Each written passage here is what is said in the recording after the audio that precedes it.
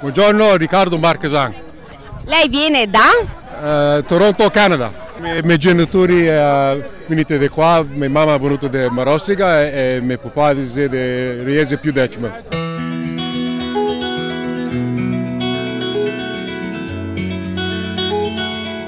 Il nome è italianissimo, l'accento però tradisce anni di lontananza dall'amato Veneto.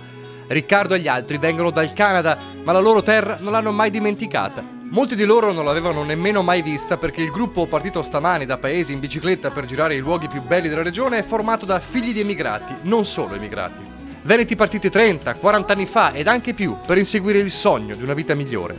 Lì, in Canada, si sono fatti onore, hanno lavorato, costruendosi una vita e una famiglia, ma il Veneto è rimasto in loro. È dentro il nostro cuore perché siamo è cultura nostra e anche che siamo in Canada, ma non è differenza perché siamo divisi la stessa gente, cultura, tutto compagno. E quando che veniamo qua ti senti subito che è casa. Così è nato il gemellaggio con l'Unione Ciclistica Paese per un tour che da questo comune li porterà nella Marca, dal Montello alla Castellana, poi a Bassano del Grappa e a Verona, quasi sempre in bici, qualche volta in pullman, un giro che fa bene al cuore. È chiaro che tornare è sempre un piacere vederli e anche commovente.